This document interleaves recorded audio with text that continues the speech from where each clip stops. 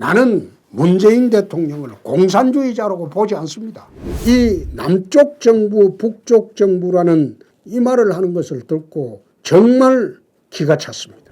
대한민국 국채와 정체성을 부인하는 그런 발언이기 때문에 헌법 3조 위반입니다. 탄핵 사유가 되죠. 헌법 위반이죠.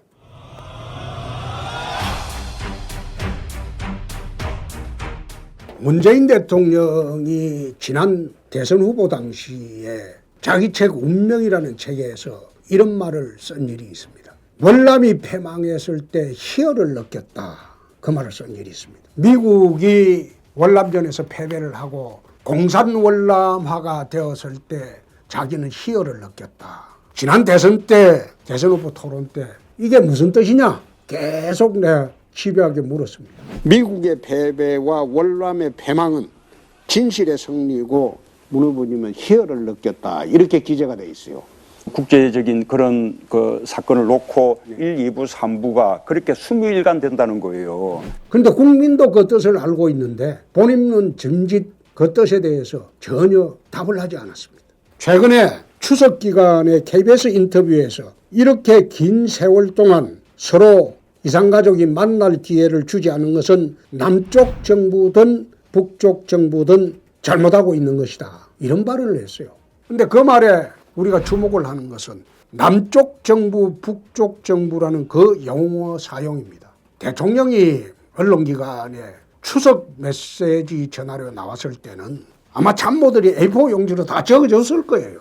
그럼 참모들이 A4 용지로 적어주면 이 말의 뜻이 국민들에게 전달될 때 어떤 의미로 전달될는지 생각을 해보고 말씀을 하셔야 합니다. 그런데 여기서 남쪽 정부라는 발언을 하는 것을 보고 참 어이가 없다. 이 청와대 주사파 참모가 적어준 대로 생각 없이 읽은 거 아니냐. 난 그런 생각도 했습니다.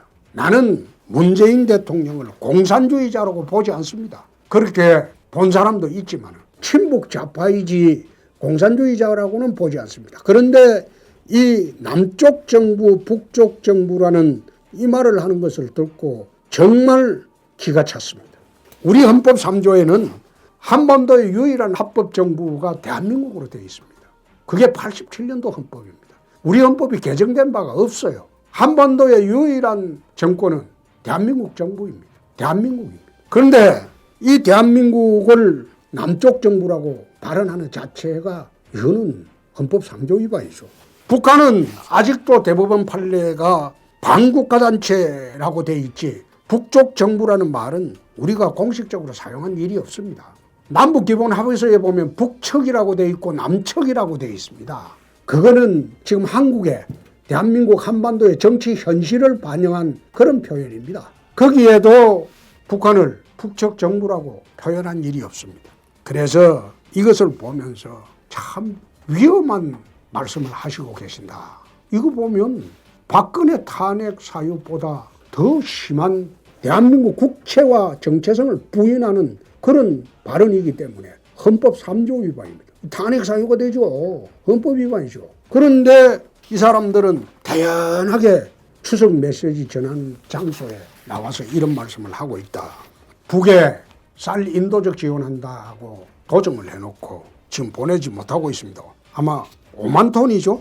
그런데 아직 보내지 못하고 있는데 이거 10월달이 지나면 이 쌀은 이제는 막걸리 원료로밖에 사용 못합니다. 북에 못 보내죠. 북은 안 봐달라고 그러고 받기 싫다는 거 아니에요. 근데 받기 싫다는데도 굳이 주려고 하는 나라 그리고 북쪽 정부라고까지 표현해 주면서 극진한 대접을 하는데 북에서는 우리 대통령 보고 뭐라고 했습니까? 개, 소머리, 돼지, 똥 온갖 대통령을 비방하는 그런 극단적인 용어도 다 사용을 했습니다. 난 그걸 보면서 뭐 이 바보도 아니고 어떻게 어린애한테 저런 조롱을 받아가면서까지 북에 아부하고 북에 고개를 숙이는가. 나 그런 생각이 들었어요. 북에 무슨 일이 있나 그런 생각까지 들었어요. 그래서 대통령께서 국민을 상대로 할 때는 정제된 용어로 우리 헌법에 맞게 그런 용어를 사용해 주실 것을 거듭 부탁 말씀드립니다.